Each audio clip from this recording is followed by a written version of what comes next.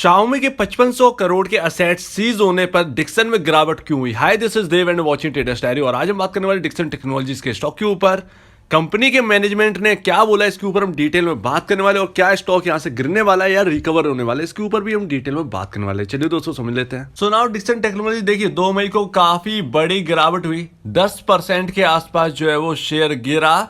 और खबर जो है वो Xiaomi की थी, और Xiaomi यानी MI जो आप फोन चलाते हैं MI उसकी तरफ से थी। ईडी ने यहाँ पर जो है 5500 करोड़ के यहाँ पर जो असेट्स जो है वो यहाँ पर जो है जब्त कर लिए थे Xiaomi के।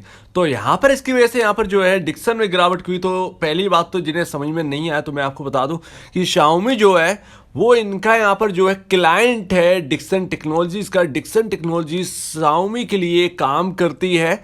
जैसा कि हम देखते हैं ना कि एप्पल के लिए जो कंपनी है जो भारत के अंदर आई है अभी, जिसका नाम मुझे याद नहीं आ रहा है, लेकिन यहाँ पर जो एप्पल के लिए काम करती है, तो यहाँ पर इंडिया में प्लांट बना है, उस कंपनी ने बनाया है, और एप्पल के लिए फ़ोन मैन्युफैक्चर करने का काम वो करेगी।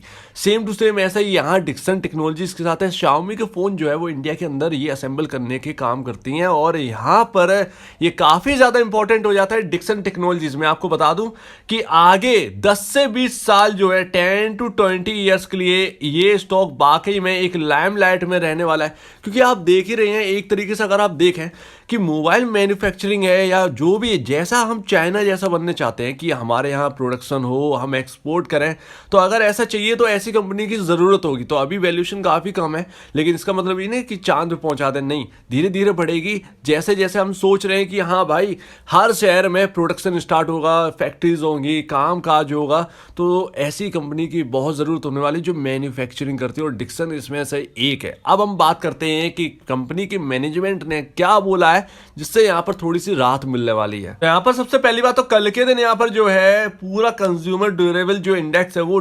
2.17% गिर गया था। डिक्सन टेक्नोलॉजी 6% गिरा था उस वक्त, और उसके बाद तो और भी ज्यादा गिरावट बढ़ी होगी।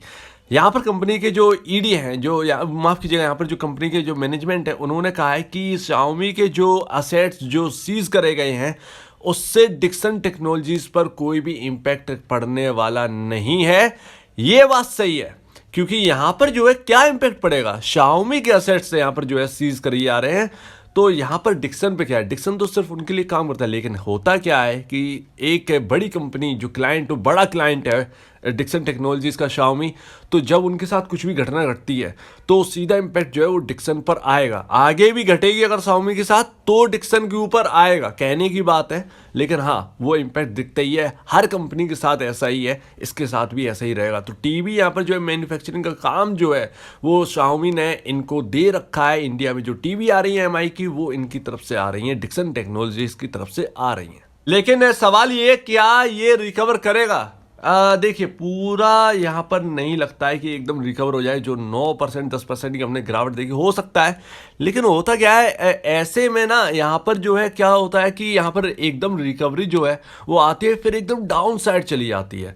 तो देखना यही है कि क्या रिकवरी आती है, और ये क्या सस्टेनेबल रिकवरी होगी या नहीं होगी, यही देखना सबसे ज़्यादा इंपॉर्टेंट है। क्योंकि कई केसेस में ऐसा देखा गया है कि रिकवरी आती नहीं है, यहाँ से 4-5% और गिर जाता है स्टॉक, उसके बाद जो है ठंडा पड़ जाता है सब कुछ, खबर जो है वो एकदम सुस्त पड़ जाती है, उसके बाद फिर जो है स्टॉक जो है वो अपना वापस जो है डायरेक्शन जो है वो पकड़ता है, उसके बाद ही कुछ नज़र आता है। तो यहाँ पर शायद हो सकता है कि कल वेडनेसडे के दिन जब मार्केट ओपन हो इसमें रिकवरी आए, लेकिन देखना यही होगा कि क्या वो रिकवरी जो है वो सस्टेनेबल है या नहीं है। थोड़ा सा हम कंपनी के ऊपर बात करें तो जो गिरावट हमें मिल रही है, क्या ये एक अपॉर्चुनिटी है, इसको जरा समझ लेते हैं। क्योंकि जिनके पास शेयर है वो भी थोड़ा समझ लीजिए, और जो लेना चाहते हैं वो भी देख लीजिए, और जो इंटरेस्टेड है वो भी सुन लीजिए।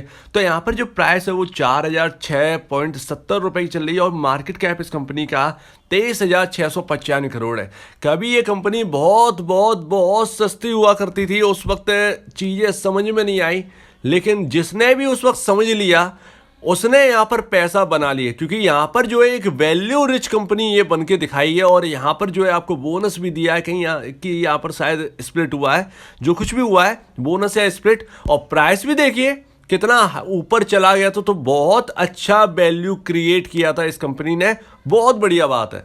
यहाँ पर है इन कंपनी की जो है आगे बिल्कुल यहाँ पर बहुत ज़रूरत पड़ने वाली है, क्योंकि आप सोच कर देख लिए कि यहाँ पर जब हम चाइना से लेने ही बंद कर देंगे चीज़ें या फिर कम कर देंगे इंपोर्ट करना, तो हम सोचेंगे, हम पहले तैयार रहें कि हम भैया यहाँ पर मैन्युफैक्चर करें और यहाँ पर जो है हम इंडिया के अंदर उसे यहाँ पर जो है जो डिलीवरी है वो करते जाएं।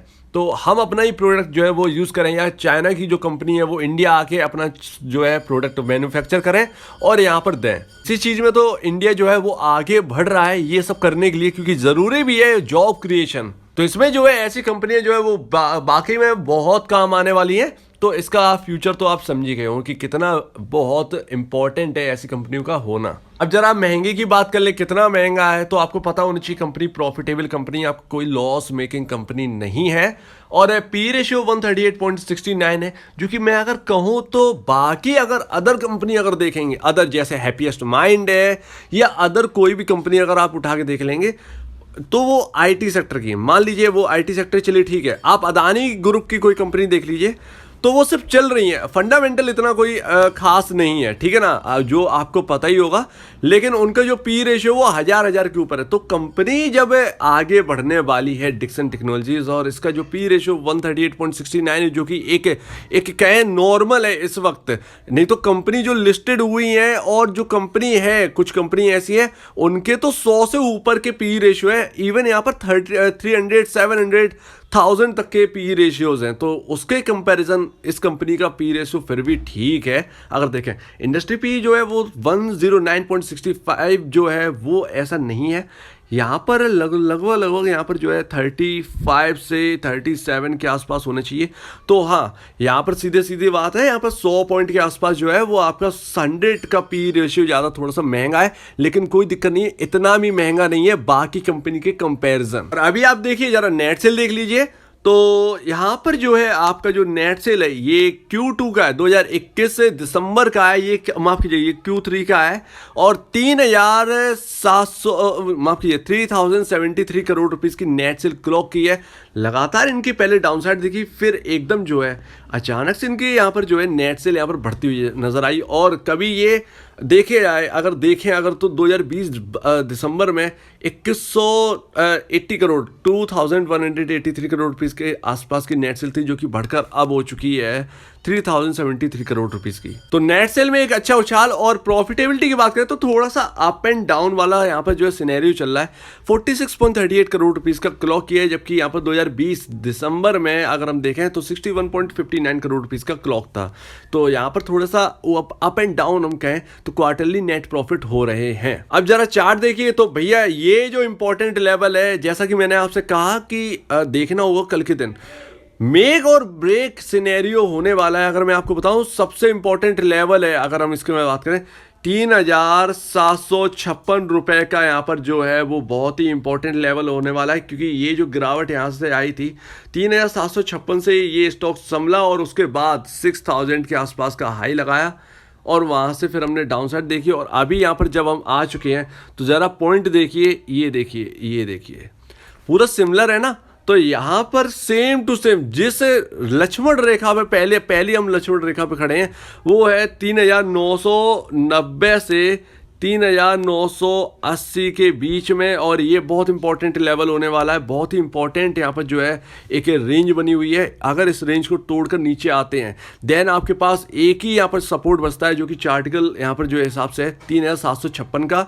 बहुत इंपॉर्टेंट है, ये दो लेवल बहुत इंपॉर्टेंट है। फिलहाल तो अभी जिस लेवल में खड़े हैं वही इंपॉर्टेंट, तो लेट्स सी कल के दिन देखना होगा। लेकिन फिर भी मैं कहता हूं कि अगर आगे के प्रोस्पेक्टस से अगर आप देख रहे हैं लॉन्ग टर्म के, शॉर्ट टर्म में अप डाउन तो होते रहेंगे, स्टॉक का काम ही अप डाउन होना, ठीक है ना। तो इसको डरना नहीं है, कंपनी बहुत ज़्यादा महंगी नहीं है, जैसा कि मैंने कहा बाकियों के कंपेरिजन कंपनी ये फिर भी ठीक है। अब ठीक का मतलब मेरा यही है कि ठीक है, मतलब यहाँ पर जो है महंगी है लेकिन हाँ ठीक है। यहाँ पर जो है आगे का अगर हम फ्यूचर देखें तो उसके हिसाब से ठीक है। तो लेट्स सी कल देखते हैं, और इन लेवल पर ध्यान रखिए, बहुत ही इंपॉर्टेंट लेवल हैं ये दो। लेट्स सी कि कल क्या होता है, कितना सस्टेनेबल्स यहाँ पर जो है टाइम रहने वाला है इसका, कल देखते हैं। तो अगर आपको इस वीडियो में कोई प्रॉब्लम, कुछ पूछना है, कुछ बताना, कुछ कहना है तो प्लीज कमेंट सेक्शन में कहिएगा। और आप दीजिए मुझे इजाजत। वीडियो देखने के लिए बहुत बहुत धन्यवाद दोस्तों।